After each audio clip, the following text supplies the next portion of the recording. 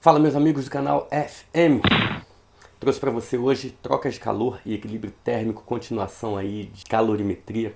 Assunto muito importante e gostosinho. Vou começar aqui com um exemplo clássico. Vou te pedir, pega um copo d'água para mim. Água, H2O. Só que eu tô com problema de garganta. Eu não tô podendo tomar água muito gelada não. Pega do filtro, temperatura ambiente. Pega a 20 graus. Imagine que eu tenho 20 graus. Faz o seguinte, 20 graus, pega um pouquinho do filtro e mistura com um pouco da geladeira. Joga a água também, só que da geladeira. Então você vai misturar as duas águas. Essa água da geladeira, vamos supor que esteja a 5 graus Celsius. Pega 200 gramas de água a 20 e pega 100 gramas de água a 5 graus Celsius. Mistura tudo num copo, que eu vou chamar aqui de calorímetro, que é um local, é um vaso, é um recipiente, onde você vai ter trocas de calor. Se ele for ideal, ele não troca calor nem com quem está dentro dele, nem com quem está fora dele. Um calorímetro ideal não faz esse tipo de troca de calor. A pergunta que eu te faço é, se você misturar 200 gramas de água a 20 graus com 100 gramas de água a 5 graus, você vai obter água a que temperatura? A pergunta que eu te faço é, faz sentido dizer que a água misturada vai estar a 0 grau? Não. Por quê? Porque a menor temperatura é 5.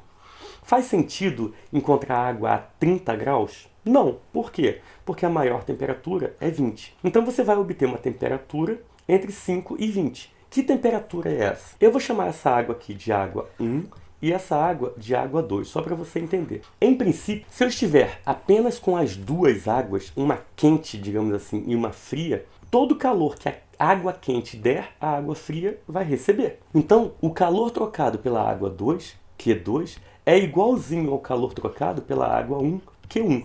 Tudo que um estiver dando, o outro vai estar recebendo.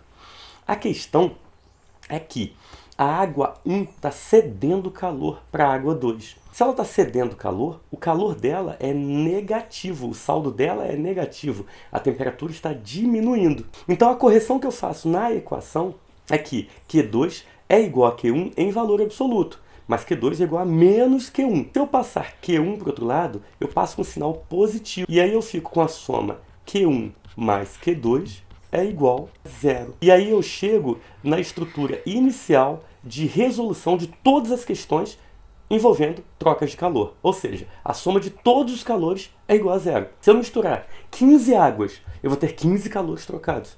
A soma dos 15 calores é igual a 0. Se eu tiver água mais um bloco de ferro, a soma dos dois calores é igual a 0. Sempre assim. A soma não é igual à temperatura de equilíbrio. A soma é igual a 0, ok? Eu acabo de te provar isso matematicamente. E daí?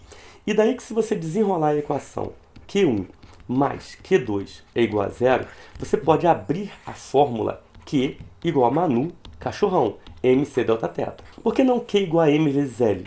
Porque aqui tem mudança de temperatura e não mudança de estado físico. Nesse caso, o calor é sensível e não latente. Já é? Então, o Q1 é o M vezes C vezes o delta θ da água 1. E o Q2 é o M vezes C vezes o delta θ da água 2. Isso é igual a 0. Eu já decorei que o calor específico da água vale 1. Poderia substituir 1. Só que eu vou substituir 1 aqui, 1 lá. Se eu substituir outra substância, 2 aqui, 2 lá, se é a mesma substância, eu posso cortar os calores específicos. Substituindo valores. A massa 1, nós combinamos que valeria 200. A variação de temperatura, infelizmente, eu não sei.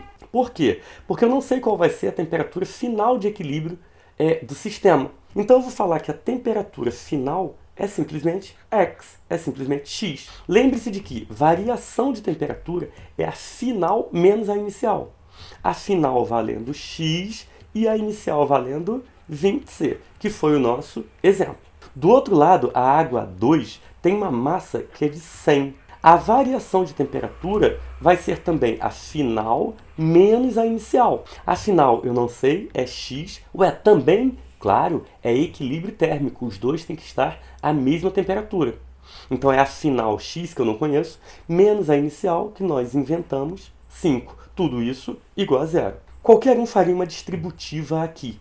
Eu quero melhorar os meus cálculos dividindo toda a equação por 100. É o equivalente a você cortar 2 zeros de cada parcela. E aí você vai ficar com 2x menos 20 mais x menos 5 é igual a zero. Traz para cá para abrir espaço. Distribui 2x, vai ficar 2x menos 40 plus x menos 5 é igual a zero. Quantos x eu tenho no primeiro membro? 2x mais x, total de 3x. Menos 45, isso aqui vai ser igual a zero. 3x é igual, passa para o outro lado positivo, 45. X é igual a 15 graus Celsius. Vê se está coerente. Está entre a menor e a maior temperaturas? Sim. 15 entre 5 e 20. Está mais deslocado para o 20 do que para o 5? Sim, porque a maior quantidade está a 20. Sempre assim. Belezura? Vamos a mais uma questãozinha aplicando aquele conceito. Misturando-se em calorímetro ideal. Por que o calorímetro é chamado de ideal? Porque ele não troca calor nem com quem está dentro dele, nem com quem está fora dele. Não há troca de calor com esses dois sistemas, ok? 100 gramas de água a 20 com 400 gramas de água a 100. Determine a temperatura final de equilíbrio. Então, olha só. Eu tenho a água, que eu vou chamar de água 1. E eu tenho a água, que eu vou chamar de água 2. Quais são os dados? Qual é a massa da água 1? 100 gramas. Qual é a massa da água 2? A massa da água 2, 400 gramas. Qual é a temperatura inicial da água 1? 20C, dado na questão. E a temperatura inicial da água 2 vai valer 100 graus. Já é? Eu quero saber qual é a temperatura final de equilíbrio, que assim como na questão anterior, nós chamamos de X. Vou começar a questão. Quantas águas? 2. Quantos calores? 2. Se eu somar Q1 com Q2, eu acho 0. Vou abrir a fórmula, lembrando que Manu, cachorrão, Q igual a MC delta θ. Rápido, rápido.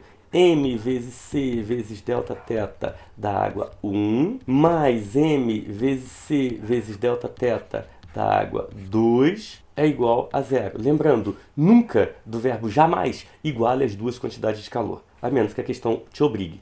Ok? Vou cortar os calores específicos porque são iguais. Calor específico igual a 1. Massa da água 1 vale 100. Variação de temperatura, eu não sei a final, é X, but a inicial está valendo 20. Mais massa da água 2, 400, vezes variação de temperatura, eu não sei a final, X, menos a inicial, que é 100. Tudo isso igual a zero. Dá para dividir toda a equação por 100, ou seja, cortar 2 zeros. E aí você vai ficar com X menos 20, mais distribui, mistura 4x menos 400 é igual a zero. Quantos x's eu tenho? 5x's menos 420 é igual a zero. 5x passa para lá, vai dar igual a 420. Duvido tu me dizer quanto é 420 sobre 5, sem calculadora. X é igual a 84 graus Celsius. Deixa eu ver se está coerente. Está entre a menor 20 e a maior? Está. 84.